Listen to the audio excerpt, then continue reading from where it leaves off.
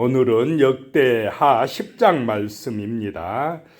열지파, 북쪽 지역의 열지파가 이제 떨어져 나가서 남과 북이 분단되는 그런 비극이 나오고 있습니다. 1절에 보면요, 르호보암이 세겜으로 갔으니 이는 온 이스라엘이 그를 왕으로 삼고자 하여 세겜에 이르렀음이더라 그랬습니다. 르호보암은 누구의 아들입니까? 솔로몬의 아들입니다. 솔로몬 왕, 아버지가 죽자 이제 그 아들 르호보암이 왕이 되었습니다. 왕이 되었는데 보니까 르호보암이 세겜으로 갔으니 이는 온 이스라엘이 그를 왕으로 삼고자 하여 세겜에 이르렀음이더라 라고 말씀합니다. 왕이 되었으면 어디가 있어야 됩니까? 궁궐이 있는, 성전이 있는 예루살렘에 있어야 되는데 이상하게 왕이 된 르호보암을 북쪽 지파 사람들이 자기들의 중심지인 세겜으로 오라고 합니다. 이것부터가 좀 이상하지 않습니까? 그 북쪽 지파 지도자들이 예루살렘에 와서 르호보암을 왕으로 받들어 섬겨야 되는데 그런 게 아니라 르호보암 보고 오라 이 말입니다. 우리 북쪽 지역의 중심지 세겜으로 와라. 와서 우리와 협상하자 이렇게 요구하고 있는 것입니다. 자, 2절에 보면 느밧의 아들 여로보암이 전에 솔로몬 왕의 낯을 피하여 애굽으로 도망하여 있었더니 그 일을 듣고 여로보암이 애굽에서부터 돌아오매 그랬습니다. 이 여로보암이란 사람이 있었는데 솔로몬 왕이 발탁한 사람입니다. 일을 잘해가지고 세웠던 사람인데 나중에 이 사람이 솔로몬 왕에 대해서 대적하다가 어디로 피신했습니까? 애굽으로 피신했던 사람입니다. 그랬던 사람이 솔로몬 왕이 죽자 이제 다시 돌아왔다라고 하는 것입니다. 오늘날로 말하면 야당의 지도자와 같은 그런 역할을 한 사람입니다. 3절에요. 무리가 사람을 보내어 그를 불렀더라. 여로보암과 온 이스라엘이 와서 르호보암에게 말하여 이르되, 그 여로보암을 대표로 해서 온 이스라엘이 와서 르호보암에게 요구하고 있다라고 하는 것입니다. 4절에요. 왕의 아버지께서 우리의 멍에를 무겁게 하였으나 왕은 이제 왕의 아버지께서 우리에게 시킨 고역과 매운 무거운 멍에를 가볍게 하소서. 그리 하시면 우리가 왕을 섬기겠나이다. 반대로 그리 안 하시면 어떻게 하겠다는 것입니까? 왕으로 인정 않겠나이다 라고 하는 것입니다. 왜 이런 어려움을 당합니까? 솔로몬 왕 때에 건축한다고, 왕궁 건축, 성전 건축한다고 그의 제위기간 40년 중에서 20년을 어떻게 했습니까? 백성들을 세금 내라, 또 일시키며 일꾼 되어라 하면서 엄청 쥐어짜가지고 고역을 시켜서 그 무거운 멍에 때문에 너무너무 힘들었다는 것입니다.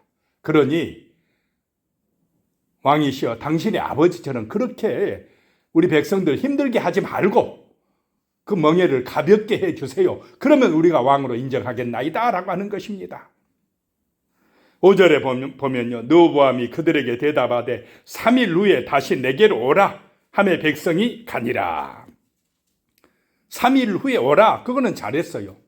그러면 먼저 기도하고 하나님의 지혜를 구하고 하나님이 인도해 달라고 그렇게 간구하고 사람을 만나든지 어떤 조언을 구하든지 했으면 얼마나 좋았겠습니까? 그런데 기도를 안 한다는 것입니다.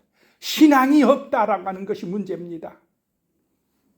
6절입니다. 르호보암 왕이 그의 아버지 솔로몬의 생전에 그 앞에 모셨던 원로들과 의논하여 이르되 너희는 이 백성에게 어떻게 대답하도록 공고하겠느냐. 나이 많은 어른들하고 먼저 의논을 했습니다. 그랬더니 인생 경험이 많은 어른들은 어떻게 합니까? 지혜로운 조언을 해줍니다. 7절에요. 그들이 대답하여 이르되 왕이 만일 이 백성을 후대하여 기쁘게 하고 선한 말을 하시면 그들이 영원히 왕의 종이 되리이다 하나, 백성들을 후대해 주시기 바랍니다. 선한 말을 하시면 백성들이 왕을 받들어 섬길 것입니다. 맞는 말입니까? 아닙니까? 어른들의 지혜로운 공고였습니다. 그런데 8절에 왕은 원로들이 가르치는 것을 버리고 그 앞에 모시고 있는 자기와 함께 자라난 젊은 신하들과 의논하여 9절에요. 이르되 너희는 이 백성에게 어떻게 대답하도록 권고하겠느냐? 백성이 내게 말하기를 왕의 아버지께서 우리에게 매운 멍에를 가볍게 하라 하였느니라 하니, 자기 또래의 젊은 신하들에게 또 의논을 했습니다. 물어봤습니다.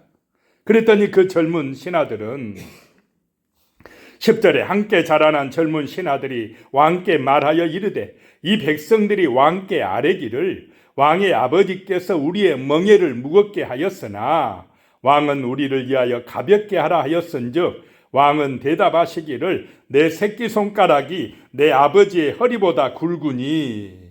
맞는 말입니까?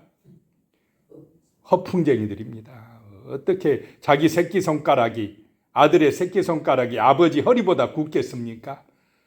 지금 상황 파악을 못하고 있습니다. 얼마나 어려운 상황인지를 몰라요. 경험이 없어가지고, 지혜가 없어가지고, 신앙이 없어서 큰 소리만 치고 있습니다. 11절에요. 내 아버지가 너희에게 무거운 멍에를 매게 하였으나 이제 나는 너희의 멍에를 더욱 무겁게 할지라.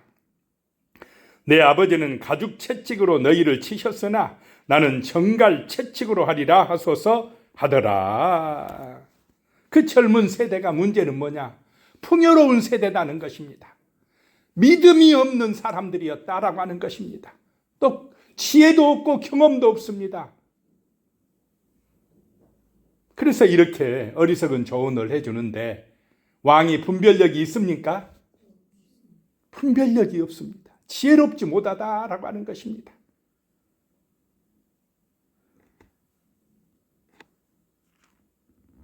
12절입니다. 3일 만에 여로보암과 모든 백성이 르호보암에게 나왔으니 이는 왕이 명령하여 이르기를 3일 만에 내게로 다시 오라 하였습니다.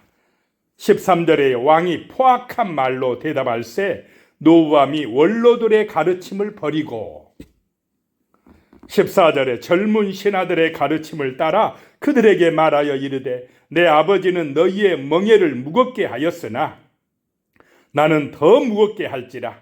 내 아버지는 가죽 채찍으로 너희를 치셨으나 나는 정갈 채찍으로 치리라 하니라. 포악한 말로 하면 그 요구했던 백성들이 잘 받아들이겠습니까? 안 받아들인다라고 하는 것입니다. 15절에요. 왕이 이같이 백성의 말을 듣지 아니하였으니 이 일은 하나님께로 말미암아 난 것이라. 여호와께서 전에 실로 사람 아히야로 하여금 느밧의 아들 여로보암에게 이르신 말씀을 응하게 하심이더라. 전에 아히야 선지자를 보내가지고 하나님께서 어떻게 하셨느냐 하면 그의 새 옷을 12조각으로 찢게 해서 10조각을 여로보암에게 주면서 내가 왕이 되리라 라고 하셨다는 것입니다. 그 예언이 이루어졌다는 것입니다. 그러면 왜 하나님께서 10지파를 떼어서 여로보암에게 주셨습니까? 솔로몬의 죄 때문이라는 것입니다. 솔로몬이 그냥 부자가 되고 번성하고 그렇게 잘 되니까 하나님을 버리고 우상에 빠지고 이방 여인들을 통해서 많은 우상을 예루살렘에 가져왔다라고 하는 것입니다. 솔로몬의 제약 때문에 나라가 어떻게 됐습니까? 지금 쪼개졌다라고 하는 것입니다.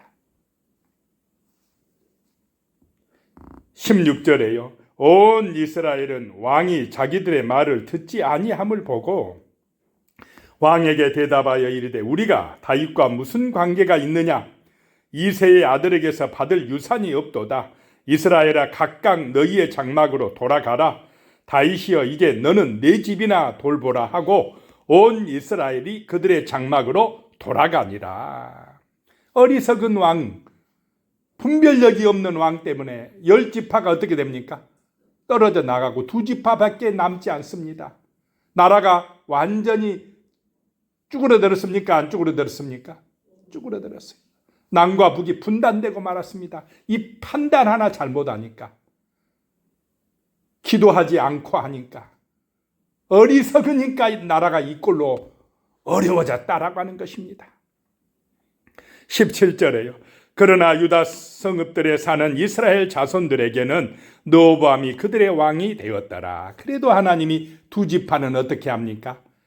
다윗과의 약속으로 지켜줍니다. 18절에 르호보암 왕이 역군의 감독 하도람을 보냈더니 이스라엘 자손이 저를 돌로 쳐 죽인지라. 르호보암 왕이 급히 수레에 올라 예루살렘으로 도망하였더라. 19절에 이에 이스라엘이 다윗의 집을 배반하여 오늘까지 이르니라. 그래서 지혜로운 판단, 분별력이 있는 기도의 사람이 되어야 한다라고 하는 것입니다. 기도하겠습니다. 하나님 아버지, 우리에게 하나님의 지혜를 주시옵소서. 분별력을 허락하여 주시옵소서. 정말로 인간관계를 잘할 수 있도록 은혜 주시옵소서. 늘 기도하고 하나님의 지혜를 구하고 말씀의 지혜를 구하고 성령의 인도받아서 우리의 삶이 아름다워지며 형통해지며 하나님의 영광을 나타낼 수 있도록 축복하여 주시옵소서. 예수님의 이름으로 기도드리오며 이제는 우리 주 예수 그리스도의 은혜와 하나님 아버지의 무한하신 사랑과 성령의 교통하심이 영원히 함께 하시기를 축원하옵나이다. 아멘.